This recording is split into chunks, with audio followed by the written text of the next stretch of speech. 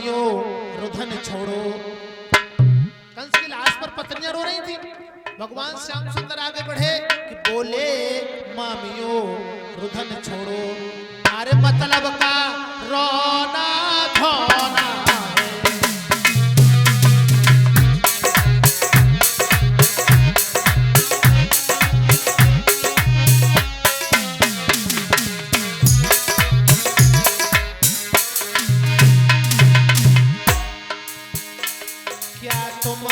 को ये मालूम नहीं, क्या तुमको ये मालूम नहीं, ये हाल सभी का होना है।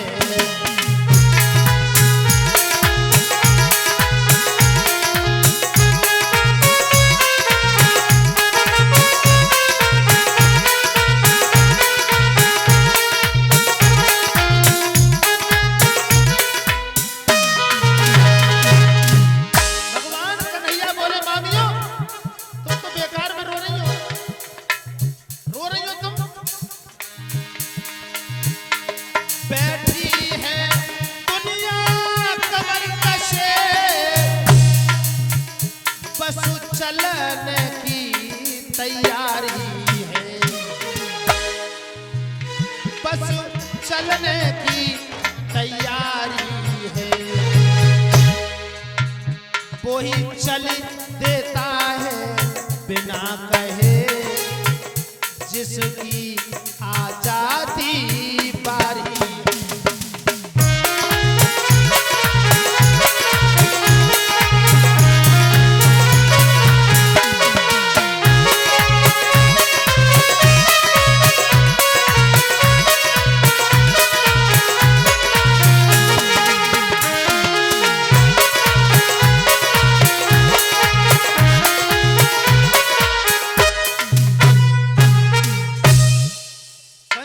पत्नियां कंस की लाश पड़ी थी, विचार करेंगे ये काम सबके घर में हमारे आपके में होता है, होता नहीं होता है? लेकिन भगवान न करे ऐसा, सबके घर में ऐसा होता है। कंस की लाश पड़ी, कंस की पत्नियां दोनों रो रही हैं। भगवान कन्हैया बोले मामियों तुम रो रही हो, तुम रो रही हो? हाँ कन्हैया मैं रो रही हूं। क्यों क्यों रो रही हो?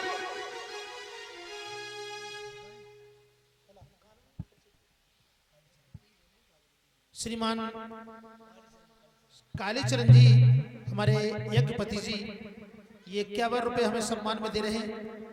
प्रभु से कामना करेंगे भगवान बेटा बेटी संस्कारवान बने, दिन दूने रात चौगने बने, फूल जैसी खुशबू घर में आती रहे। बोले आनंद कंद भगवान की।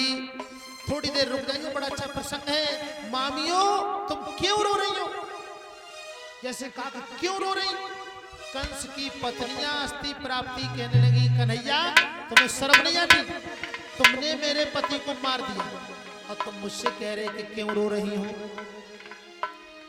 प्रभु मुस्कुराए, भगवान कन्हैया मुस्कुराए कि मामियों तुम्हें कैसे मालूम कि मैंने तुम्हारे पति को मार दिया? अस्थि प्राप्ति बोली कन्हैया मेरा पति पहले चलता था, मेरा पति हाथों से क्रियाएं करता था, आंखों से देखता था, मेरा पति पहले बातें करता था, लेकिन खाता था पीता था, लेकिन अब इनमें से कोई क्रिया नहीं कर रहा है। प्रभु फिर मुस्कुराए, फिर मुस्कुराए। क्या क्या मामियों तुमने क्या कहा? मेरा पति चलता है, चलता था तो किससे चलता था? कहा कि पैरों से चलता था। प्रभु मुस्कुराए मामियों पैर तुम्हारे सामने पड़े हैं, अपने पति से कहे पैरों से चले। हाथों से क्रियाएं करता था।